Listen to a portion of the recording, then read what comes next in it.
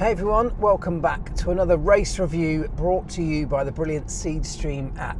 More on that in a moment. I was in the BBC commentary box this weekend for the race from Imola, and I thought it was an absolute brilliant spectacle. I thought it was just brilliant.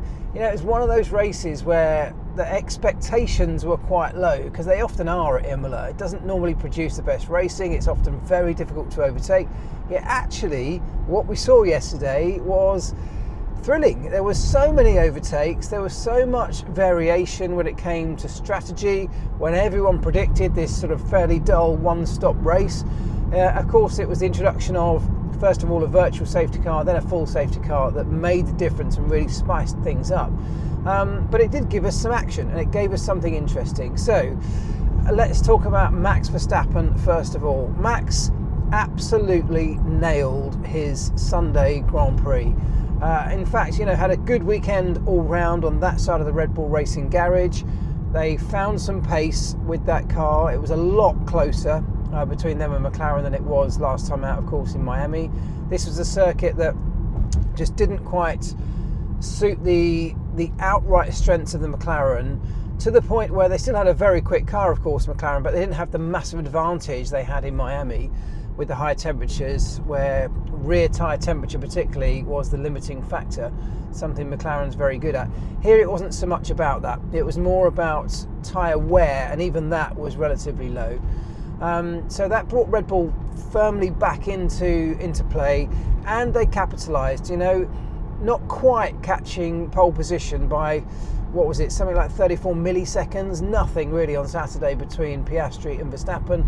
But on a race day, that run into turn one, you've got to say Piastri did not quite get that right, and you don't need to leave the door ajar very much for Max Verstappen for him to walk his way straight through it.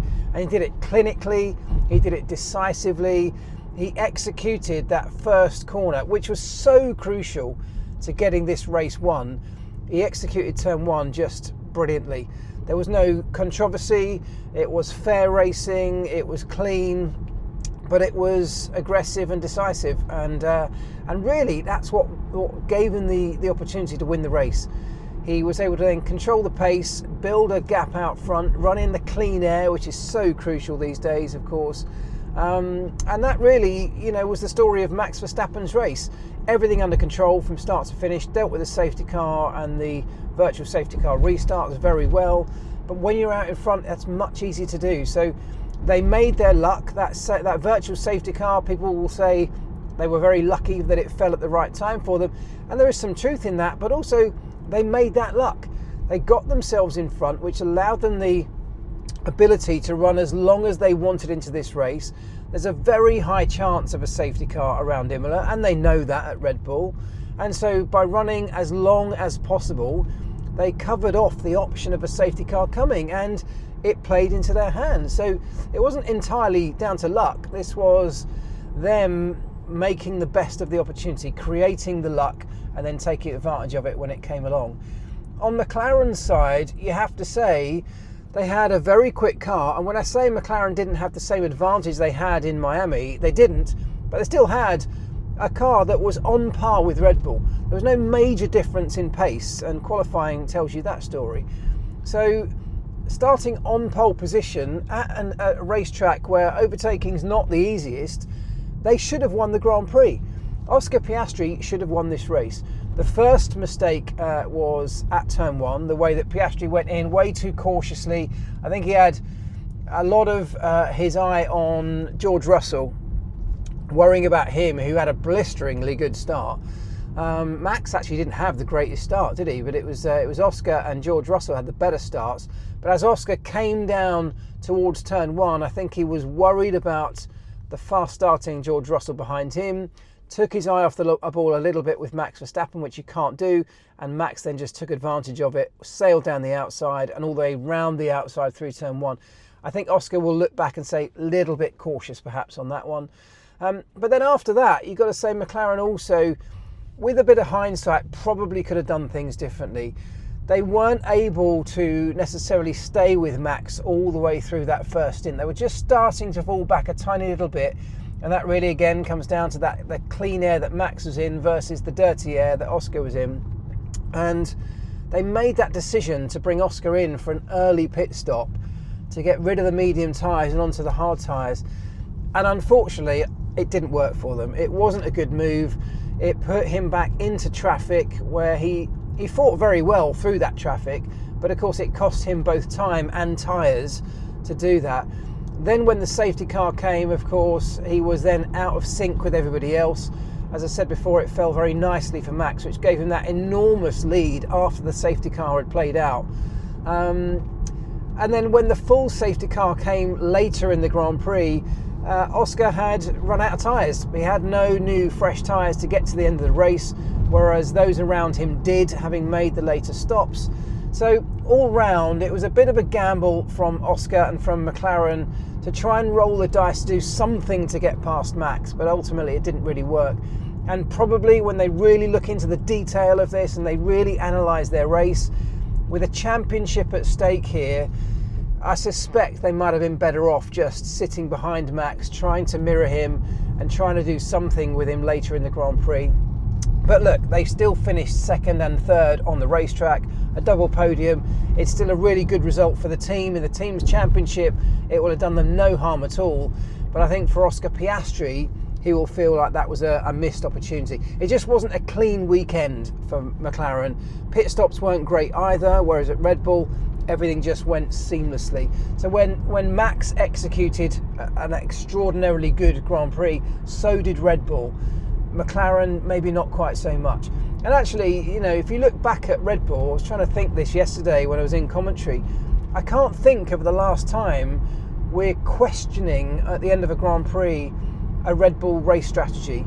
They seem to get that right on so many occasions. They're so good at delivering under pressure and making the most of whatever opportunity they have in front of them. Whereas there are a number of other teams around them who just sometimes have something that leaves a question open. And I'm not going to criticise McLaren too much, because a second and third on the track at the end of the race, it's a decent result. There is no real competition for them in the Constructors' Championship this year. Red Bull can't do it because they've only got one driver. Ferrari are nowhere at the moment. Mercedes just definitely not consistent enough, certainly not with both cars. So the team's championship is McLaren's unless something goes horribly wrong. It's really all going to come down to the Drivers' Championship. The other question you could say is, should McLaren have switched their drivers earlier after the safety car at the end, where Lando Norris was in third but on fresh tyres, Oscar Piastri in second but on much more worn tyres? There is an argument to say, had McLaren been able to orchestrate a switch straight after the restart, Lando could have perhaps gone after Max. But I think the reality is, and this is what McLaren said, first of all, I don't think they actually had the pace to chase down and then overtake Max Verstappen in the form that he was in, with the pace that he had yesterday. And also, with the field bunched up after that safety car, it was actually very difficult for them to orchestrate a clean swap around without coming under threat from the cars behind, which I think at the time was maybe Alex Albon. So yeah, brilliant weekend for Red Bull, just not quite perfect for McLaren, and I think that was all the difference was between the two teams. Behind them, big shout out to Alex Albon and to Williams. They have taken a massive step forward and are genuinely now just knocking on the door of joining the top four teams. I think that's their genuine pace. It's not a fluke that they finished in the positions they finished yesterday. Double points finish again. This is where they are. They're moving in the right direction and doing it at exactly the right time ahead of this big regulation change in 2026. So good stuff all round, both on track but also in the background at Williams. Things all going in the right direction, so well done to them. Great recovery drive for the Ferraris, particularly of course Lewis Hamilton. At least it was a nice way for him to be able to deliver something for the Tifosi when it came to getting to the end of that Grand Prix after such a very difficult Saturday. It really wasn't where either of the two Ferraris wanted to be on Saturday. They were both very frustrated. They just cannot seem to get new tyres to work in qualifying. They don't get the performance uplift that most other teams seem to get when they bolt on new tyres on a Saturday, and they're seemingly sort of scratching their heads a little bit about where the performance has gone. Inconsistency is probably the biggest word for Ferrari right now, so they've got a lot of work to do if they've got any hope of playing a major part anywhere in this year's championship. There is a long way to go. There are more components, more parts coming to most of the cars in the top group. I suspect Spain will be the next round of major upgrades coming, but Ferrari, they made the best of what was a very difficult day. I was on the Seedstream app earlier on today, and I saw that the FIA have just clarified why the first incident was a virtual safety car and the second incident, which looked very similar, was a full safety car.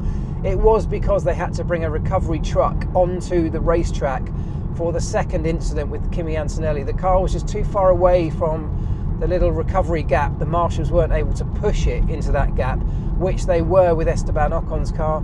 Therefore, they had to bring a recovery little crane vehicle onto the circuit, and when that happens, the full safety car is by far the safest way to deal with it. So although it looked strange at the time that they'd chosen to do that, I think when it comes to a safety-based decision like that, it was absolutely the right call.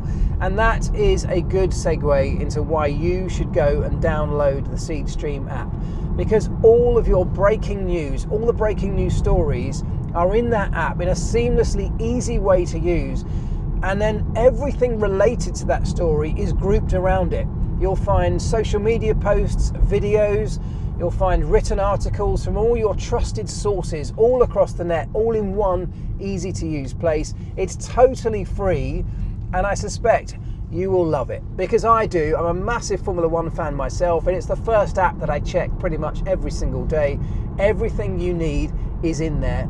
Highly recommend going to download it. It's called Seedstream. There's a link in the description of this video, or just search Seedstream wherever you get your apps from. I hope you all have a wonderful week. Do send in your questions. Anything you'd like to know, let me know in the comments, and I'll see you after the Monaco Grand Prix.